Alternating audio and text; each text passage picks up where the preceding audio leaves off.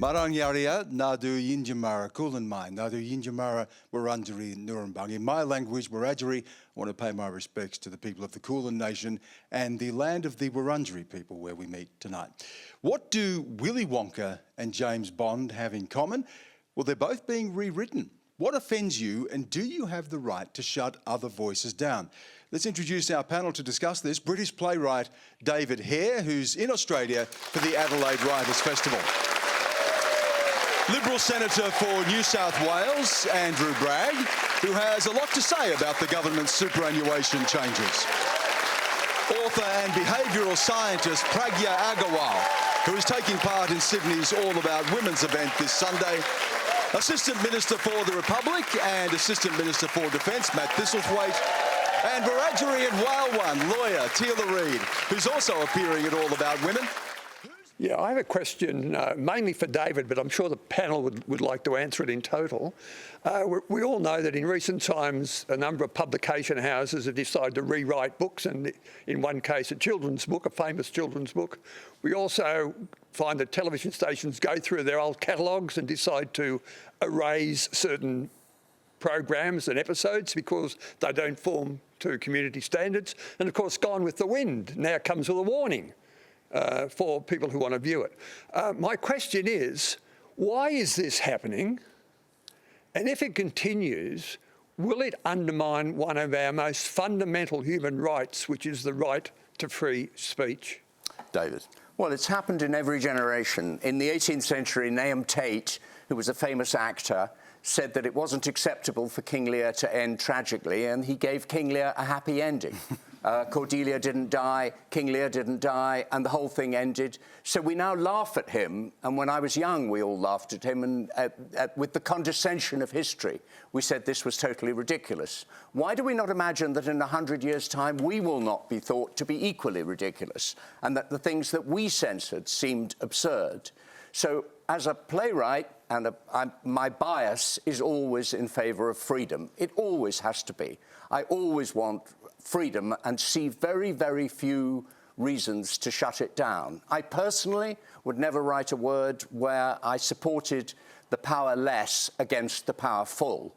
And I am offended when I see that, but on the other hand, I don't know that I would wish to shut it down. And so in those circumstances, yeah, I always want freedom. And that means not rewriting Roald Dahl, and it also means not having this ridiculous attempt to boycott Adelaide Writers' Week, which is just absurd. Not to allow Palestinians to speak in this country is just, you know, to me, repellent. And we are going to get to that issue as well. Teela, should things be... What do you do with things that have been written when they land so awkwardly or offensively in the age today rather than when they were written?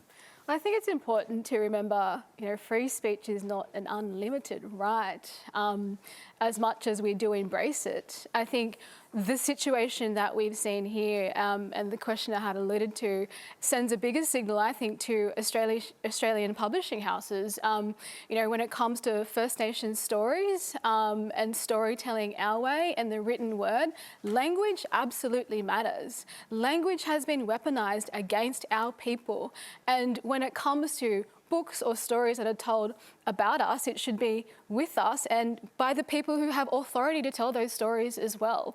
I mean, you know, there's an example in the last few years recently, I won't name the publishing house or I won't name the book, but there were stories written about First Nations women by other First Nations women. And there are a lot of Titter girls online who really called out that publishing house around the way in which those stories were told. I think there's a different issue in our communities about who has the authority to tell stories. And I think a prime example of an excellent, amazing publishing house that we can learn a lot from is Magabala Books in Broome. I think they're a really great publishing house. Bob, I sense that you suspect that there is danger in this age, do you? Yes. In fact, I think there are a number of enemies of free speech out there that we forget about.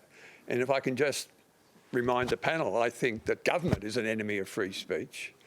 Religious institutions are enemies of free speech. Big business has become an enemy of free speech. a large segment of the arts and entertainment industry has become an enemy of free speech. And even sports organisations have become enemies of free speech by selecting certain social causes that they impose on those who attend their sporting contests. So I just wonder whether or not I'm on the right track here by seeing not a conspiracy, but a convenient attempt by these big, powerful organisations that in the end, when it comes to the crunch, they want less free speech for us average citizens than more. Pragya. I think the important issue here is what do we mean by free speech and who has the freedom to speak in our society and who's had the freedom to speak historically and whose voices have been heard or not. I think with the issue of Roald Dahl, as you said, David, books have always been rewritten. What we really need to focus on is the broader issue around inclusive language and how children can pick up, and everybody, all of us, can pick up biases and prejudices from language and how language shapes our view of society.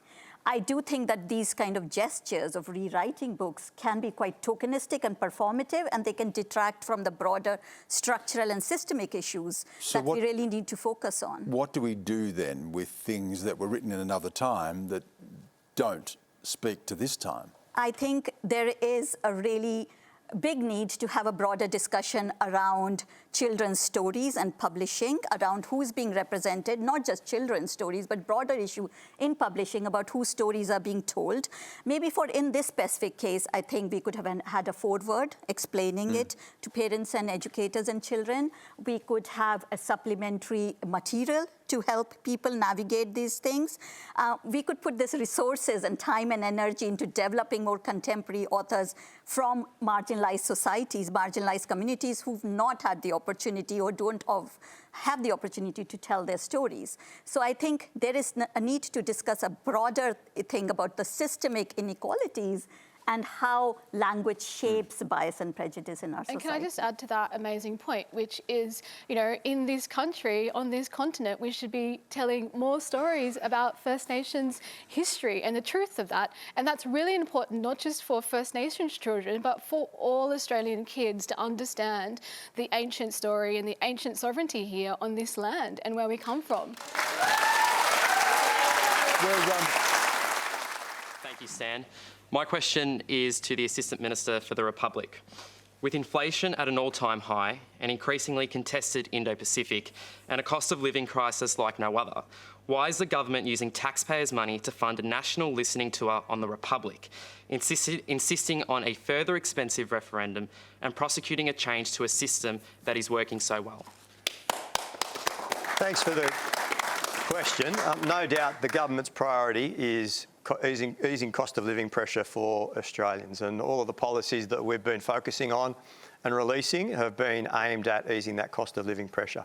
But in terms of the government's longer term vision for our nation, it involves a discussion with the Australian people about importantly recognising First Nations Australians in our Constitution. That deep historical, cultural and spiritual connection. The question here, though, was about the Republic, which you're also overseeing. Why would you be getting that process when there's already a process underway, as Teela pointed out, for First Nations voice? Because we have a longer-term vision for Australia. This year will be about the voice, recognising First Nations people in our Constitution and delivering a voice to Parliament. But over the longer term, we see Australia as a mature, independent nation, making its own way in the world, reflecting our true multiculturalism, our unique culture and identity by having one of our own as our head of state in the future. And the current system that we have is the complete antithesis of our democracy. We woke up in September last year when the Queen passed away, and all of a sudden we had a new head of state. The Australian people weren't consulted about that. The Australian people didn't get a choice in who should be their head of state, despite the fact that we govern by democratic means. So we believe it's the right time to begin a discussion with the Australian people. We're going to let the voice have its space this year, and we'll focus on that. But at the same time, I'm working with multicultural communities in particular, with younger Australians, to hear their views about the Republic, whether or not they believe it's something that we should pursue and how we can do it into the future. One of the concerns that Alessandro had was the money that's being spent. How much is this costing? It's costing next to nothing. So, which is what? I'm the assistant. In political terms, next to nothing could really mean anything. Nothing, because I'm the Assistant Minister for Defence and Veterans Affairs as well. I don't get any additional staff for the work that I have on the Republic, and the consultations that I'm doing around the country, I'm usually tacking on to my work as the Assistant Minister for Defence and Veterans Affairs. So my work is costing the taxpayer very little, but we are beginning that conversation with the Australian people about our future and about recognising our independence and our maturity as a nation in the future. I'm not Australian. I come from England/Ireland. So I find this conversation really interesting, looking at Australia, what's happening here and how you're trying to forge a new identity. And these are similar, some of the conversations we've been having in England, for instance, about the role of monarchy and what the royal family stands for, and how do you actually deal with the history of colonialism, and how do we come to terms with it and acknowledge the past and actually talk about it in an honest and open way, whether we need the monarchy or not, what is it for, what is it doing for us. And I think it's really good that you're having this conversation around trying to forge an identity which reconciles with the past, with the colonialism, and moves forward dealing with the monarchy and its role in Australia today. And the Irish were Irish Twitter and blackfellow Twitter were very alike when... Oh, it was fascinating. Yes, it was very fascinating. But I think there's a bigger conversation here, Stan, in terms of process and referendums. And I can see, on the one hand, what the government are trying to do, given that we're a nation that doesn't necessarily like change. We're a nation that's a bit stuck in the ice ages. Referendums are particularly hard to pass. And referendums in particular are very difficult. I think actually we should see this as a potential investment in our democracy. Ireland, for example, have an entire infrastructure around referendum processes. In Barbados, they just become a republic, but their model was to have a prime minister and a president. I think these are actually really important investments in our bigger picture. I think change is always uncomfortable because our brains don't want to acknowledge change and accept change. Well, Alexandra, I think one of the main points here is that referendums are very difficult to pass. The one on the table... Because politicians make it difficult. So...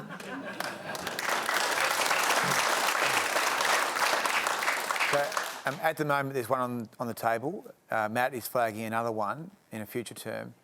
One of the reasons I'm a supporter of the voice concept is... And a republic, is that right? Well, but I don't think it's a priority right now. But you do support the idea of Australia becoming a republic? But the point I was going to make is, one of the reasons I think the voice is such a good idea is because I think the country needs new institutions. I don't think that the country needs new institutions in relation to our overall governance. But I think there's a very strong case for the voice to help close the gap and do a whole lot of other things. We are going to explore the voice. But Alessandro's got his hand up. You want to... I find it, I guess, a bit perplexing, the assertion that to become a mature nation or to be a mature nation that we have to become a republic, or that it's somehow less Australian to be a constitutional monarchy. I guarantee if you went out there to the everyday Australian and said, will you feel more Australian if we made a politician president? I can guarantee a majority of people would probably say no. Indeed, on Anzac Day, perhaps one of our most important national days, if you went up to our veterans who have sworn allegiance to the reigning monarch of the day and said, do you feel less Australian because you've sworn allegiance to the King or Queen today on Anzac Day? I guarantee you most of them would turn around and say, well, look at the flag that's on my left-hand shoulder. It's the Australian flag. I'm very proud to be Australian, and becoming a republic isn't going to make us more Australian. How do people in the room feel about that? If you want to put your hands up, and Alessandro is saying he doesn't think that most people would say yes, they want to do that. How do you feel about a republic now? Hands up? In favour? And against? Yeah. No. Pro-republic. Okay, now it goes up. Yeah. But can I say something? I'll come to Pragya in a minute, but go to... Where is England right now? Well, I'm very touched by everybody's faith in referendums. We've had a referendum in Britain which has been the biggest political disaster of my lifetime. Yes. And Brexit. We're very, very bad at referendum. And, you know, we're poorer, we're more bitter, we're more divided, we're angrier, we're unhappier, and we're much, much poorer. And that is a result of a decision taken in a referendum. I, myself, believe it or not, have faith in the process of democratic politics. And I'd like to see people leading for exactly the ideas you're talking about. I'd like to see them elected, and I'd like to see them leading the conversation. Because I don't trust the referendum after our very, very bitter experience of a referendum in England, which now, I may say, and I'm not speaking personally for one side or another, most of the public now regret. It's just statistical that something like 60 to 65% of people feel that the Brexit vote was a mistake, which it, you know, clearly was. Yeah, I think Brexit, I was going to say the same thing. The Brexit was a disaster, and it was the people voting for it. But it depends whether the people are really informed about what the situation is and how it's going to impact their lives or not. I don't think that was the case there then, that they really knew the consequences. And I don't believe that it's the case here, that the common Australians or people know what that would have the impact on their lives or not. So I think that is a broader conversation to have before you go forward with something. And we just hold the thought, because we are going to come back to questions of referendum. But Alessandro, thank you for that. Thanks, Stan. Just some context for this question. In this morning's news poll, 64% of Australians said that they support the government's approach to the changes to superannuation. Of those, coalition voters, 54% approve that change. But what I don't understand, Andrew Bragg, is why do you keep insisting that this money is people's own money when clearly that's just not true? Well, thanks, Phil. I mean, it is their money. That's the whole point of super, and it's been taken from people's salaries and wages and put into super. So I believe, though, that the government has decided to do this as a precursor to other tax changes. So rather than junking their off-balance sheet items like the reconstruction fund and banking the commodity price windfall that their budget is receiving, they've decided to raise taxes. And we don't think that raising taxes is the right approach. Well, but the people, according to the polling, are certainly approving of it at the moment. Well, when it comes to super. Yeah, well, we don't think taxing Australian people is the right approach. And, you know, you are pulling the rug from underneath people. The people that will pay this the most will be younger Australians. So over 500,000 Australians will be captured by this tax in the longer term. And the government admitted today that it will capture actually 10% of all Australians over the long term. So we think it's a bad idea to introduce a new tax. And it's a tax that's very unusual. I mean, it would be applying to unrealised gains. And we also don't know whether it would apply to the 5 cabinet ministers that are on defined benefit schemes. So there are many questions about this new tax. Let me put some of those questions to you, Matt Thistlethwaite. The first one is that this was not something you went to the election seeking a mandate to do. But we are taking it to the next election. And I think that the Australian people will have the opportunity to have their say on it at the next election. This policy, when it kicks in, won't kick in till 1 July 2025, so the Australian people will have the opportunity to vote on it. Look, I spoke to a woman in my electorate last week who's a single mum, raising a child with a disability, renting. She was phoning me because the landlord had put the rent up by $200 a week. And she was saying she just can't afford it. She was approaching me because she wanted my assistance with getting into public housing. And unfortunately, I had to tell her I can do that to help you. But the waiting list for public housing in New South Wales is 8 to 10 years. Now, that's heartbreaking that I have to tell someone that. This government has priorities. All governments have to have priorities about the way they spend taxpayers' dollars. Our priorities are to try and help people, like the woman in that situation, by investing in more public housing, by our Help to Buy scheme to help people get into the housing market. But you have to fund those policies. If that's the case, though. We want to do that by making modest changes to superannuation that only affect 0.5% of superannuation holders, about 80,000 people, who have balances of more than $3 million. Now, we believe that that is a modest change that is reasonable and that will ensure that we are able to afford those priorities that we want for the Australian people. If that's the case, there's also an ongoing commitment to honour stage 3 tax cuts, which are going to give a huge windfall to people earning the highest incomes in the country. Why don't you scrap those? Well, we don't have any plans to change those. But if you're concerned about the people that you talked about, why wouldn't you take the money that's going to flow to the richest and redistribute that? Well, you have to do what we think is achievable. And we went to the last election committing to deliver those tax cuts that have already been legislated. But you also went to the election saying you wouldn't be looking at taxes, and here you are talking about taxes on super. Very good point. Why wouldn't you walk away from stage 3 if that indeed is going to mean you'll have more money to support the people that you said you care about?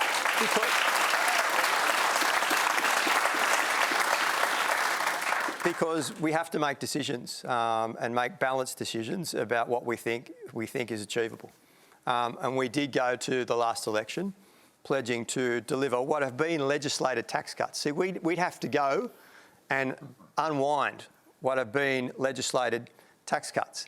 The difference with superannuation, I think, is that it's a modest change that we are taking to the next election, and the people will have the opportunity to make a call on it. I'll just go back to Andrew Bragg quickly on this. You were the ones in your government that instituted just these types of tax cuts for the rich. Isn't there an acknowledgement now that tax does need to be changed and that we have to look at tax reform in this country if we're able to meet our spending demands into the future? Well, the government's spending $45 billion on off-balance sheet items. They're spending $15 billion on the Reconstruction Fund, which is a massive slush fund for unions. And in addition, they're not showing any fiscal restraint. You've got spending... So you don't think it's necessary to look at tax reform? You've got record spending at the moment. So the government's got to pull...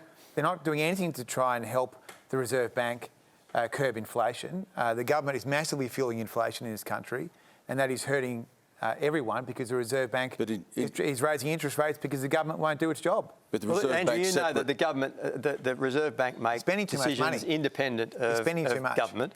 And we're showing restraint in spending. Any revenue that's coming into the budget... You're raising taxes. 99% of it is being reinvested in the budget, compared to only 30% when you're in government. We're showing restraint. We're making sure that we're providing cost of living relief for Australians, but we're doing it in a manner that doesn't fuel inflation. And that is the key, trying to get inflation down, because it's eating in to the wages of working Australians, and it's making life difficult for the average Australian worker and family and pensioner. If you just... Thank you. You're allowed to clap.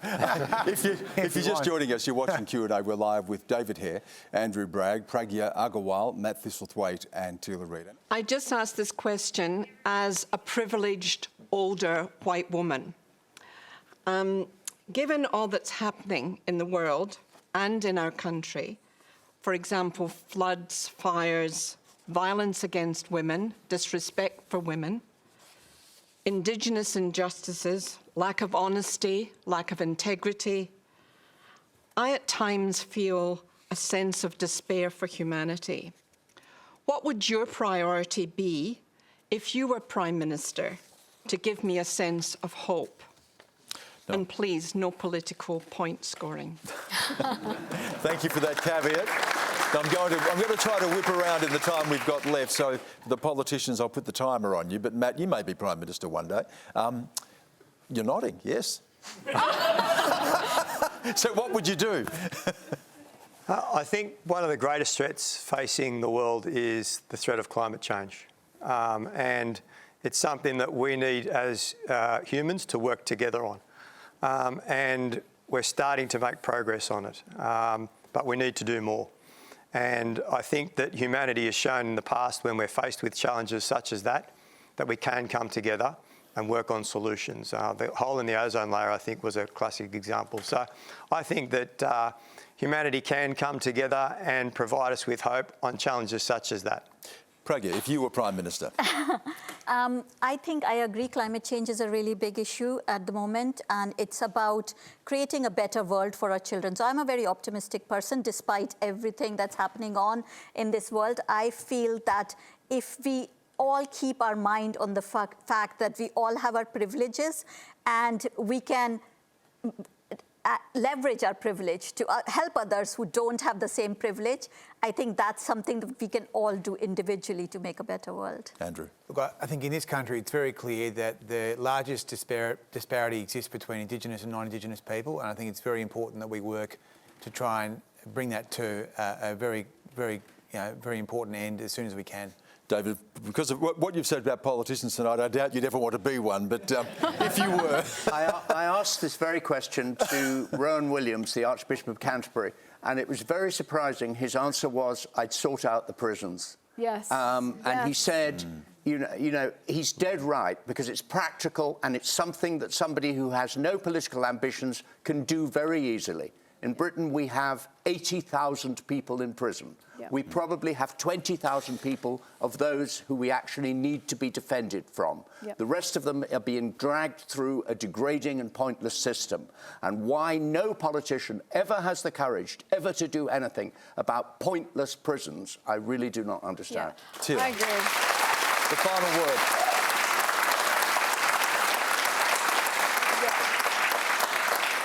I don't usually agree with white men, but I agree. Abolish prisons. Abolish prisons. Thank you, Teela. That's all we have time for. Thanks again to our panel, David Hare, Andrew Bragg, Pragya Agarwal, Matt Thistlethwaite and Teela Reid. Please thank them.